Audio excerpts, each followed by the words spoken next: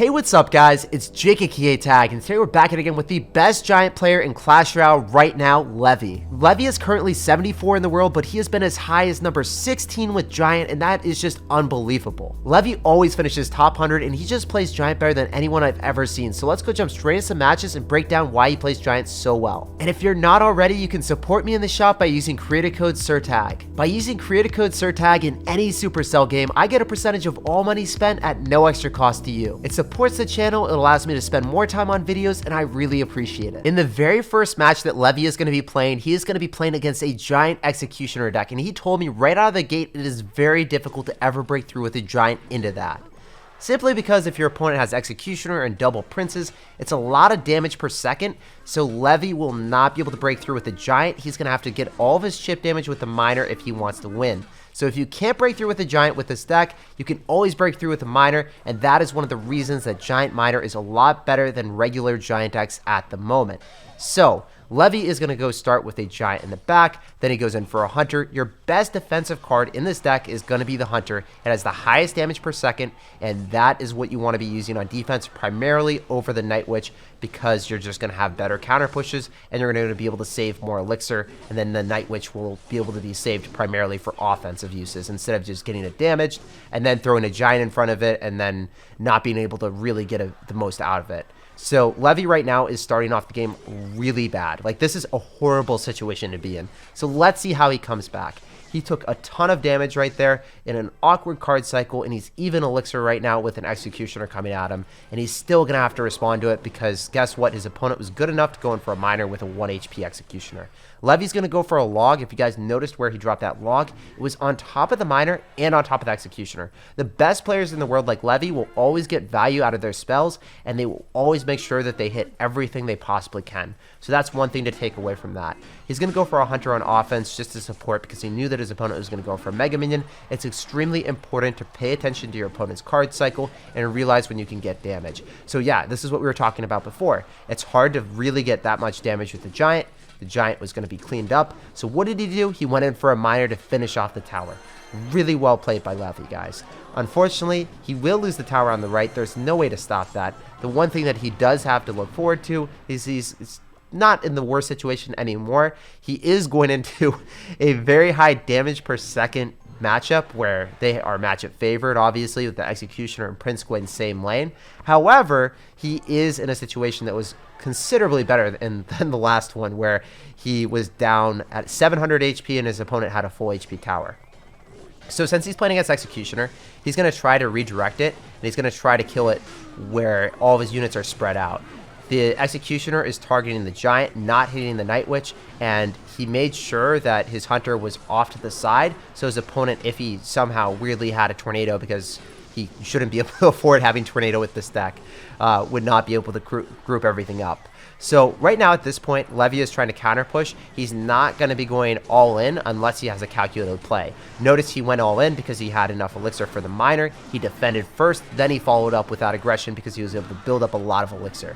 So he didn't go giant in the pocket willy-nilly with like a Night Witch randomly. You got to make sure that you're counter pushing and then making your giant pushes in most situations. So yet again, Levy makes great defensive work there with a hunter. As you guys can see, dropping the hunter right on top of your opponent's units as opposed to dropping them off to the side. Make sure that all the hunter shots are going to be concentrated and none of the hunter shots are actually going to be missing it. So the hunter shotgun shells disperse if your opponent's units are too far away. Levy obviously is not going to make that misplay. So he's going to go drop skeletons there so the Dark Prince does not charge on top of the Night Witch, so the Night Witch stays alive. He's going to go for a giant in the middle, and then he's going to log. So if this giant gets one hit, which it should, because he went in for that log to disrupt the Prince's animation, he will be able to just fireball out and remain victorious. So yeah, that was a superb hard counter for Levy to beat. Like, that was one of the hardest matchups you will probably ever face. I can't believe that this guy had double princes and also an executioner for so much damage per second. In a mirror matchup where if you have more damage per second into another giant deck, you should probably win. Really good comeback there from Levy. Let's jump on to the next one and let's keep learning. I asked Levy to share the most difficult matchups when you're playing giant, and this one is super difficult because he's got Inferno Dragon and you have no way to reset that. We have Log, we have Miner, we don't have Lightning, we don't have Zap, we don't have Electro Wizard, and we don't have Electro Dragon. So how is he going to beat someone with Inferno Dragon? Let's see what Levy does here. He likes starting Giant in the back first play. He follows up with a Hunter because he knows that that Giant is just going to be sacrificed. The only way that you can stop that Inferno Dragon is fireballing it back to stop its animation and then reset it. So that's the only way that Levy could actually stop it.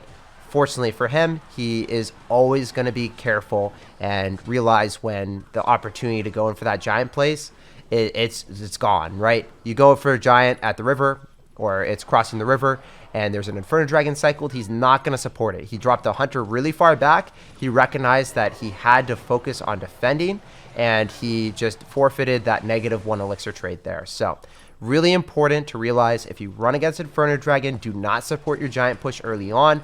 Same thing with Inferno Tower. If you do that, you're just going to really fall flat on your face because you won't be able to break through, and you're going to want to rely heavily on your Miner chip damage. Yet again, there we see it, guys, the Miner plus Hunter chip damage. If you can't break through with the Giant, which I'm going to be showing you guys all matchups that are not easy to play against that you shouldn't be able to break through with your Giant, this is what you got to do. You got to play super careful. You got to get through with your Miner, and you got to find those opportunities, find those holes in your opponent's defense. Another difficult thing about this matchup, and any time that you find a Magic Archer matchup, is if they get a Magic Archer locked onto your tower, you probably will lose the game, or you're in a situation that you're at an incredible disadvantage. So you need to pay attention to your opponent's card cycle, realize when they could line up that Magic Archer with something at the river, and Levy actually does have Fireball in this deck, so he would Fireball it immediately if it was ever locked on and he had Fireball in his card cycle. Unfortunately, he had to Fireball back the Ram Rider, right? So he didn't have that luxury. He's going to go for a Log on the Ram Rider this time, and then he's going to go for a Baby Dragon, and Log is going to knock that Magic Archer away, so it wasn't able to get alignment with the tower. Very well played from Levy, and you guys are noticing how he's saving his Fireball now, right? He's not going to be dropping it willy-nilly. He's going to hold it in hand, and of course his opponent's going to go in for a Bandit, but guess what, guys? Levy is timing his Night Witch, so then that Bandit does not dash on the Night Witch, and it doesn't dash on the tower, waiting to the last possible second to get most amount of value. So now he has Fireball, and this is what I was talking about before. One of the main ways that you're actually able to knock the Inferno Dragon or reset it is using Fireball. So a lot of lesser players, including myself, probably would have Fireballed the Magic Archer, right? I was anticipating that he might have done that too, right?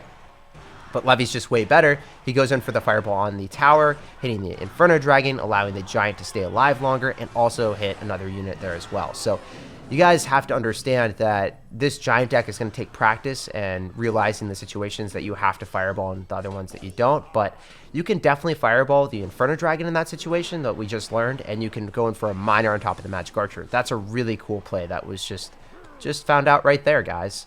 So another thing, he's going to go for Hunter on defense. He's probably going to use the Log. He's going to try to make sure that his opponent is able to Magic Archer, so he goes in for the Fireball immediately so his opponent doesn't get that Magic Archer connection. Notice how he Fireballed at the river. His opponent would not have been able to go for a Magic Archer. All of Levy's stuff would have went right into it, and he would have been safe and sound. So extremely well played there. Yes, that might have looked a little bit funky and odd there because he didn't hit the Magic Archer. I just wanted to explain that because it was a really smart play and it was safe.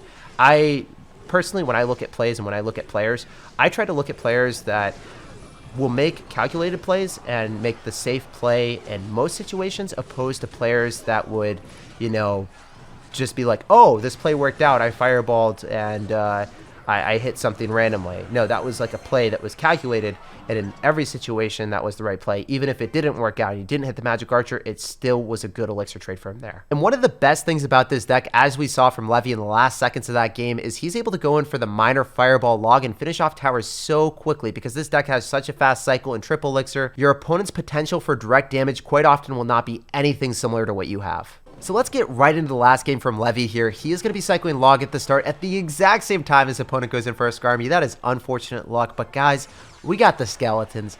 That is some good stuff. The Skeletons are able to swiftly eliminate the Skarmy for a +2 elixir trade. Unfortunately, the luck is not going in Levy's favor. His opponent goes in for a Sparky right in the back, the same lane and the same time that he cycles a Night Witch. So the Night Witch is just going to die, right?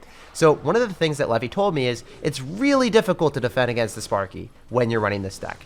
You have to use the Fireball and Log in so many situations, and in double and triple elixir, sometimes you want to go for double Fireballs and go in for a Log to eliminate all of the Sparky HP. So it's really hard to get on top of it, because if his opponent goes in for, like, let's say a minion horde and you don't have elixir to stop it, and you try to get like units right on top, or they spam bait units right on top of you, like, the Sparky can easily be defended if you don't have the correct answers, is what I'm trying to say.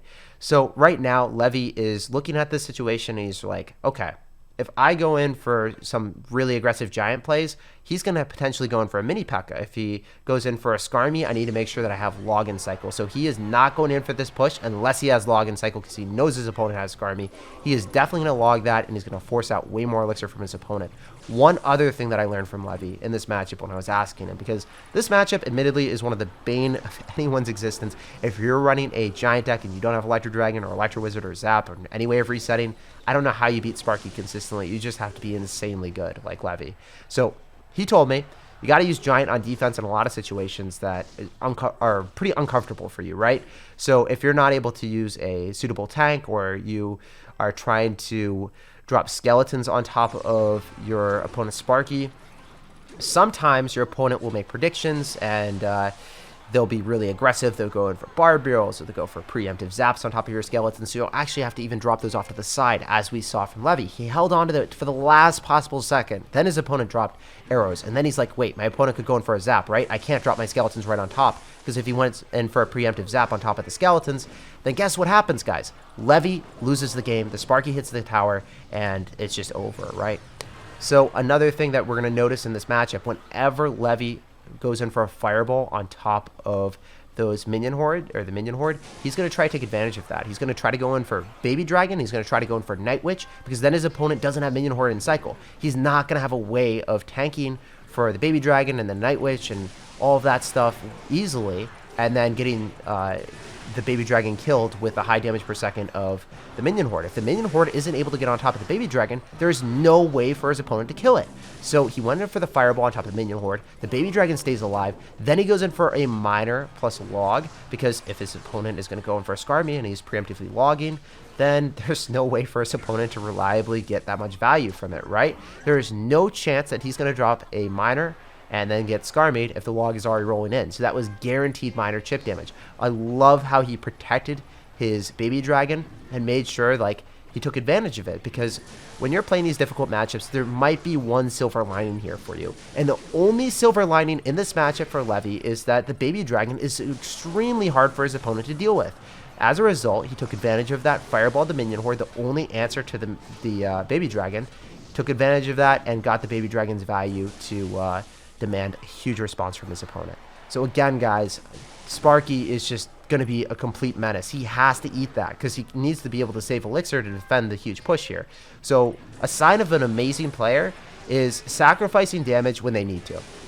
A lesser player, including myself, would have probably went in for that and been like, you know what, I can't let a Sparky hit my tower. Levy recognizes that. He's like, yo, I have to eat the Sparky shot. I'm not allowed to defend this. And that's just the sign of playing a deck like this over and over again, realizing the correct decisions, and he's going to fireball again. He's going to go for a log. As I said again before, guys, triple elixir, double elixir with this deck, you have the capability of finishing off your opponents way faster than your opponent has for you. So as a result, guys, double fireball, a log, and going in for the miner, finishing off the game with that. Super well played from Levy. I cannot say enough good stuff from Levy. Seriously, like, these matchups are things that I lose all the time, and I'm very glad to learn a lot from this. And right now, we are currently 8-0 in a grand challenge, and I want to test the deck out for myself. I feel a little bit inspired. I learned so much, and I want to put it to action. So let's go jump right into a game and see if we can assert dominance ourselves, guys. Let's see if we can make it happen right here, right now. 2,000 years later. This queue time for Grand Challenge is ridiculously long. I've already waited 4 or 5 minutes, so I'm going to cut that out, and hopefully we can get a match soon, because I'm getting old here, guys. I feel like this is just taking way too long. Eventually. And let me know down below in the comment section if you guys have experienced similar wait times to this. We finally get into a game. I wish that gems were like 50 gems for a Grand Challenge. I think that would be like a really cool thing if they added that. So remember, we saw Levy go in for Giant to open up the game a lot, so it's a pretty safe play because I have Hunter, I have great defenses with this deck, so I'm going to do that to open up the game because I don't really want to get to double or triple elixir against a Golem player. I think that would be really disadvantageous for us because our deck relies heavily on just getting damage early against those players. He's going to have Barb Hut. So yeah, we did not see Levy play against that, but we saw him go for a Hunter early on when his opponent went in for an air unit to counteract the Giant. So this guy's going to have Mini P.E.K.K.A. He's going to have Barb Hut. He's going to have a lot of answers to us. So yeah, you guys are going to see all the difficult matchups today, aren't you? So I'm going to go in for Skeletons. Unfortunately, the Skeletons are not able to body block, so we done goofed to Aaron. We're going to go in for a Log, and I think that we're going to be able to kill the Barbarian and have the Night Witch be able to swarm on top of the graveyard. So we should be A-okay because he's not able to afford a poison early on. He is able to now, but that's a really aggressive play. So at this point in the game, I'm a little bit worried. This guy's got Mini P.E.K.K.A. and he's also going to go and rock a random Barb Hut in the deck with Graveyard. So I want to take advantage of his Elixir being really low after he went in for that poison. And I want to go and capitalize on our Elixir investment with a Miner, a Baby Dragon, and a huge push here. Because he's not going to be able to afford a Barb Hut here, guys. We're going to be able to get some of this damage back. He went in for a poison when he shouldn't have. And we are going to make him pay. We're going to make him pay in full. So we're going to go for a Fireball as well. I should be able to go and hit the Mini P.E.K.K.A. and also hit the Electro Wizard. That's what OJ calls a positive Elixir trade, boys. So I'm feeling pretty good about this, even though like this matchup is terrible and single Elixir is, we can actually break through, as you guys just saw, right? If I had waited until double or triple Elixir, he would have just been able to afford the Barb Hut there, and I would have been screwed. So that's why Levy goes and cycles the Giant early on. If you guys are wondering, that is definitely why he does it. So I want to go in for another Giant here. I want to go in for a Baby Dragon. And I don't want to go in for a Night Witch. I want to save that for the graveyard potentially. And I want my Hunter and Baby Dragon to go and kill the Mega Minion. So if I Fireball here, I think I can hit the Baby Dragon. I can hit the Electro Wizard. It might have been a little bit better to like wait for the Mini P.E.K.K.A. I still think we're A-okay here. I can just go in for a Night Witch off to the side. Go in for a Log right on top of the Electro Wizard. And because we have the Night Witch and we have the Hunter and we have Skeletons here, he's trying to drop it really far away from the Hunter. He's dropping it in the corner. He's trying to be sneaky, but you can't be a sneaky sir like that today, sir. Oh my gosh, the Hunter! The 500 IQ! Did you guys see that? He did not want to endeavor into uncharted territory where he wasn't allowed to go. He knew his place. So I'm hoping that we can win this game. I'm praying that we can win this game. It is really coming down to the wire here, isn't it? I got to go in for a Log as well. I'm thinking that if we log the Mini P.E.K.K.A. back and log everything else, we could be okay. Definitely need to go in for a Giant on defense and just soak up that damage from the Mega Minion. Going for a Baby Dragon here. And because it is double Elixir, we can play pretty aggressive as long as our Baby Dragon stays alive. So our Baby Dragon does not stay alive that much longer. This is gonna be pretty rough. Got to go for a Hunter here. Going to go in for a Night Witch and Skeletons. It's looking like he was able to catch our Miner, which is not good for us. He is going to be able to go and kill our yeah, he was able to kill that and get the Mini P.E.K.K.A. hit. That was so unfortunate. That was a really good pre-log from him. I think that was a difficult matchup for sure, but you can't win them all, guys. You can't win them all for sure. I would say that that was probably one of the hardest possible counters just because this guy has got Mini P.E.K.K.A. and he's also going to have a Barb Hut, but let's jump into another one and see if we can redeem ourselves. Hey, we got another game immediately against Biwi. We're going to sauce out a good luck here and we're going to see what's up. At least in the last game, we were able to learn from the experience and realize, hey, I guess if we play against Barb Hut and we play against a graveyard deck in double and triple Elixir with Mini P.E.K.K.A., we're probably going to lose. So we need to finish it off a little bit earlier. Right now, we're going to go in for a Night Witch. We're going to go for a Giant. We're going to play pretty aggressive.